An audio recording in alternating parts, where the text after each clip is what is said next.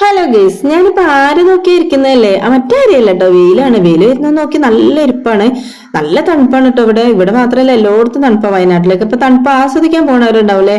ഇപ്പൊ ഇവിടെ നല്ല തണുപ്പായതുകൊണ്ട് തന്നെ പുറത്തേക്ക് ഇറങ്ങാൻ ഭയങ്കര മടിയാട്ടോ. ഇതിപ്പോ സമയം 9 ആയിട്ടില്ല, എന്നാലും നല്ല തണുപ്പാണ്. തണുപ്പ് പോയിട്ടേ ഇല്ല. നല്ല വെയിൽ വന്നാൽ നമുക്ക് ടെറസിന്റെ മുകളിൽ ഇങ്ങനെ പണിയെടുക്കാനും ബുദ്ധിമുട്ടാണ്.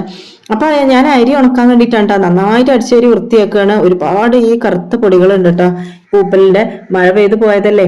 അപ്പൊ ഇത് ആദ്യം നന്നായിട്ട് അടിച്ചുവാരി വൃത്തിയാക്കി എനിക്ക് കഴുകാനൊക്കെയാണ് ആഗ്രഹം. പക്ഷെ കഴുകാനൊന്നും ഇപ്പൊ നേരമില്ല. നേരം മാത്രമല്ല, നമുക്ക് ഒരാളും കൂടിയൊക്കെ വേണം. അപ്പൊ ഞാൻ എന്താ നന്നായിട്ട് അടിച്ചേരി 3-4 തവണ നന്നായിട്ട് അടിച്ചേരിട്ടോ. നമ്മളൊരു മനസ്സമാധാനത്തിനാട്ടോ, അല്ലാതെ ആരും പറഞ്ഞിട്ടല്ല. ഇപ്പൊ നമ്മൾ തന്നെ അങ്ങനെ അരിയൊക്കെ ഉണക്കി പിടിപ്പിക്കുന്ന ഒരു രസമല്ലേ. അപ്പൊ ഞാൻ എന്താ ഇവിടെ അടിച്ചേരി എല്ലാം വൃത്തിയാക്കിയിട്ടുണ്ട്. അരി കഴുകി ഊറ്റി വെച്ചിട്ടുണ്ട് കേട്ടോ. നമുക്കത് എടുത്തുണ്ടോന്നിട്ട് ഇനി ഒരു ഷീറ്റിലാണ് ഞാൻ ഇടുന്നത്. ആ ഷീറ്റ് നല്ല കട്ടിങ്ങാനുള്ള ഷീറ്റാണ്. ഞാൻ ഒരുപാട് കാലമായ ഷീറ്റിൽ ഇങ്ങനെ ഉണക്കാടുന്നത്. ഷീറ്റാണെങ്കിലോ നമ്മള് ടൈലൊക്കെ ഇടുന്നതിന് മുമ്പ് നമ്മൾ വീട്ടിന്റെ ഉള്ളിൽ വിരിച്ചിരുന്ന ഷീറ്റാണ് കേട്ടോ. അതിന്റെ ബാക്കിയൊക്കെ കുറെ ആൾക്കാർക്കൊക്കെ കൊടുത്തു കഴിഞ്ഞു. അതിന്റെ ഒരു പീസാണിത്. നന്നായിട്ട് തുടച്ച് വൃത്തിയാക്കി എപ്പോഴും ഞാൻ ഇതിൽ ഇട്ടിട്ട് പിന്നെ തുടച്ച് വൃത്തിയാക്കി എടുത്തേക്കാണ്. എന്നാലും നല്ലോണം തുടച്ച് അടിപൊളിയായിട്ട് തുടച്ചിട്ടുണ്ട്. ഇനി നമുക്ക് അതിലേക്ക് വിരിച്ചു കൊടുക്കാം. അപ്പൊ അരിയൊക്കെ അതിലേക്ക് കൊണ്ടുവന്ന് ഇട്ട് കൊടുത്തു. അരി ഞാൻ ഈ ഓട്ടുള്ള ഈ ഒരു ഇതിലാണ് ഊറ്റി വെച്ചിട്ടുണ്ടായിരുന്നത്. കുറച്ചേച്ച് വെയിൽ എൻ്റെ അടുത്തേക്ക് വരുന്നുണ്ട്. നല്ലൊരു സുഖം കേട്ടോ വെയിൽ ഇങ്ങനെ കൊള്ളുമ്പോൾ. അതിന് നല്ലോണം ചിക്കി പരത്തി നമ്മള് വൃത്തിയാക്കിയിട്ട് അങ്ങോട്ട് പരത്തി ഇങ്ങനെ കൊടുക്കുന്നുണ്ട്. നല്ലോണം വെയിലിനോടത്തേക്ക് ആദ്യമൊക്കെ ആക്കി കൊടുക്കും. പിന്നെ കുറെ കഴിഞ്ഞിട്ട് ഞാനിതാ മുഴുവനായിട്ട് ഉണ്ടാക്കും. അങ്ങനെതാ പിന്നെ വീഡിയോ ഓഫാക്കി ഓണാക്കി ഞാൻ ഇങ്ങനെ എന്റെ കാര്യങ്ങളൊക്കെ നടത്തി ഇത് അവിടെ എല്ലാം ചിക്കി വിതറി കൊടുത്തു. പിന്നെ ആ പാത്രങ്ങളൊക്കെ തുടച്ചു വെച്ചു. വാരി എടുക്കുമ്പോൾ നമുക്ക് അതിൽ വെള്ളം ഉണ്ടാവാൻ പാടില്ലല്ലോ.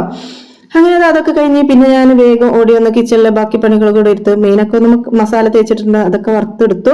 പിന്നെ എന്റെ അരി ഞാൻ ഇടക്കിടക്ക് പോയി വെക്കാറുണ്ട് കേട്ടോ. കാരണം കാക്ക വന്നിട്ട് കാര്യം സാധിച്ചു പോയി. കാക്ക മാത്രമല്ല, പ്രാവുകളും വരും. ഒരു കൂട്ടം വന്നിട്ട് ഒന്നായിട്ട് കൊത്തിപ്പെറുക്കി. അപ്പൊ അതൊക്കെ ഉണങ്ങിയപ്പോ ഞാൻ പിന്നെ അത് വാരി വെച്ചിട്ട് കുളിക്കാനൊക്കെ കരുതി. അങ്ങനെ അതാ വാരിയൊക്കെ വെച്ച് നമ്മളതാ പണി റെഡിയായി. ഇനി ഇതൊക്കെ വാരിയിട്ട് നമുക്ക് കുളിച്ച് അടിപൊളിയായിട്ട് നിസ്കാരം ഒക്കെ കഴിഞ്ഞിട്ട് ചോറൊക്കെ ഉണ്ണണം.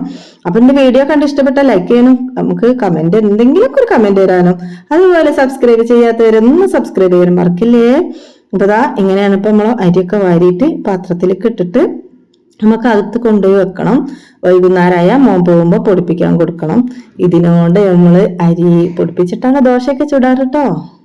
ഇന്നത്തെ എന്റെ കുഞ്ഞു വീഡിയോ ഇത്രയേ ഉള്ളൂ. എല്ലാവർക്കും ബൈ, അസ്സലാമു അലൈക്കും. വീണ്ടും വരാം പുതിയൊരു വീഡിയോ ആയിട്ട്. Tata, bye bye.